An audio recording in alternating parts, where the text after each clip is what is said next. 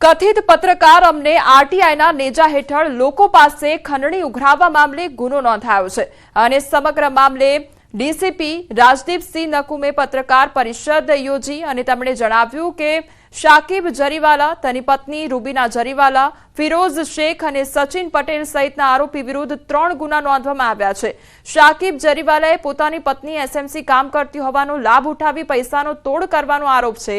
શાકિબે ફરિયાદીનું બાંધકામ તોડી પડાવવાનો ડર બતાવી ખોટા સમાચારો બતાવી કટકે કટકે રૂપિયા પડાવ્યા હતા, સાથે જ ચપ્પુ બતાવી ધમકી પણ આપી હતી।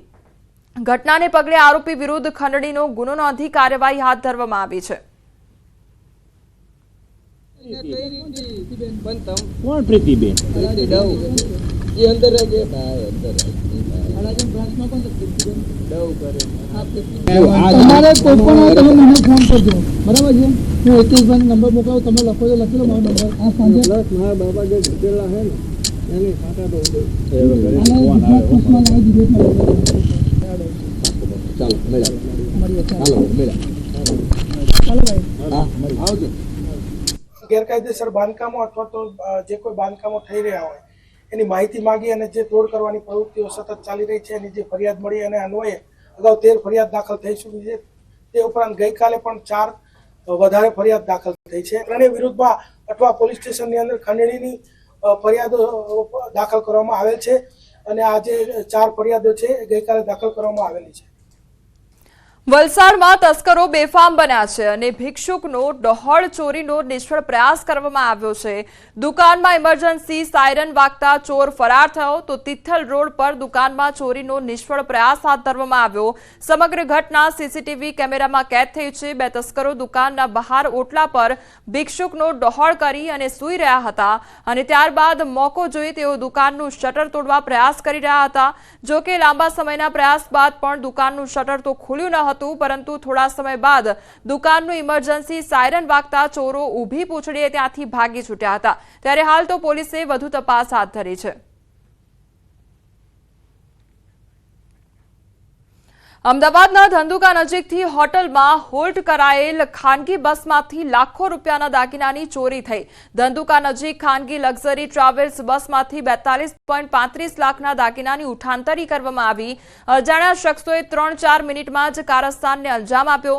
ધંધુકા શહેર પાસે અમદાવાદ હાઈવે પર આવેલ ઓનેસ્ટ હોટલ પર ઘટના ઘટી। સાવરકુંડલાથી મુંબઈ જતી યુનિટી ટ્રાવેલ્સમાં મુસાફરી કરી રહેલા મુસાફર સાથે ઘટના બની।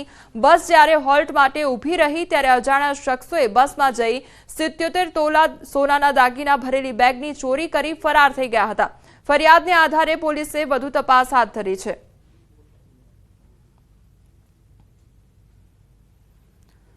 તો બસમાંથી લાખોના દાગીનાની ચોરી કરવામાં આવી છે અને બસ જ્યારે હોલ્ટ પર હતી ત્યારે આ ચોરીને અંજામ આપવામાં આવ્યો છે। બીજી તરફ અમદાવાદના એ દ્રશ્યો કે જ્યાં દુકાનના તાળા તોડવાના પ્રયાસો થઈ રહ્યા છે અને ભિક્ષુકનો વેશ ધારણ કરીને ત્યારબાદ તેમના દ્વારા તાળું તોડવાનો પ્રયાસ કરવામાં આવ્યો હતો અને ચોરીને અંજામ આપવાનો પ્રયાસ કરવામાં આવ્યો હતો। વલસાડની એ ઘટના। બીજી તરફ બસમાં જે દાગીનાની ચોરી કરવામાં આવી અમદાવાદ શહેરની અને વલસાડમાં પણ દુકાનમાં ચોરીને અંજામ આપવાનો પ્રયાસ કરવામાં આવ્યો હતો તે ચોરીની ઘટના સામે આવી છે અને તે અંગેના દ્રશ્યો સામે આવ્યા છે જે આખી ઘટના સીસીટીવી ફૂટેજમાં કેદ થઈ છે। અમદાવાદના ગોમતીપુરમાં મેગા ડિમોલેશન હાથ ધરવામાં આવ્યું છે। એક સાથે 120 કોમર્શિયલ એકમ અને 45 જેટલા રહેણાંક મકાનો પર બુલડોઝર ફરી વળ્યું। સંવેદનશીલ વિસ્તારમાં કડક બંદોબસ્ત વચ્ચે ડિમોલેશન કામગીરી હાથ ધરવામાં આવી છે તો 45 જેટલા જે ગેરકાયદેસર મકાનો હતા તે દૂર કરવામાં આવ્યા છે। 120 જેટલા કોમર્શિયલ બિલ્ડિંગ જે હતા તે પણ દૂર કરવામાં આવ્યા છે। અમદાવાદ મ્યુનિસિપલ કોર્પોરેશન દ્વારા જીપીએમસી એક્ટ 212(2) મુજબ સ્ટેન્ડિંગ કમિટીની મંજૂરી મેળવી 2007ની અંદર નોટિસ આપવામાં આવેલી હતી।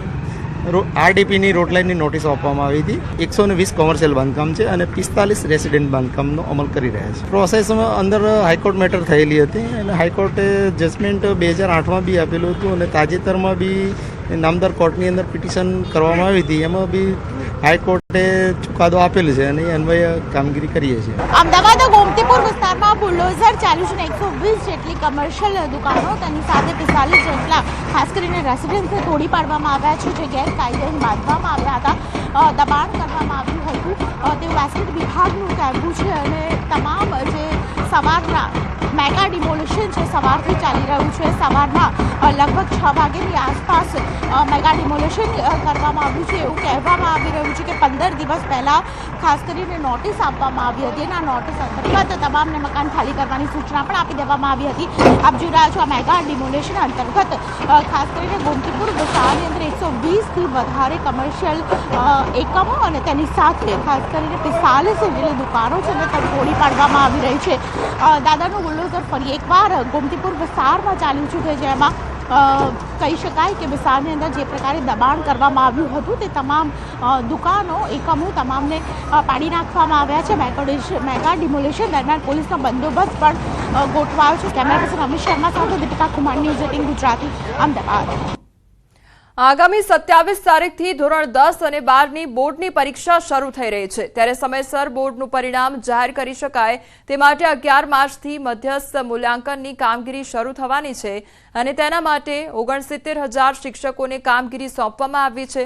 તો આ તરફ રાજ્ય શાળા સંચાલક મંડળનું માનવું છે કે તમામ કામગીરીનો ભાર સરકારી અને ગ્રાન્ટેડ શાળાના શિક્ષકો પર આવી પડે છે, તેથી ખાનગી શાળાના શિક્ષકોને પણ કામગીરીમાં ફરજિયાત જોડવામાં આવે. વધુ માત્રામાં પેપર તપાસવામાં આવતા હોવાથી તેની સીધી અસર ધોરણ 9 અને 11ના શિક્ષણ કાર્ય પર પડે છે. રાજ્ય સરકારમાં અને બોર્ડમાં એક રજૂઆત આપી છે કે મોટા મહાનગરો છે, નવા અને જૂના બધા મહાનગરોમાં આ મૂલ્યાંકનના કેન્દ્રો ઊભા કરો અને ડીઈઓને સત્તા સોંપી દો.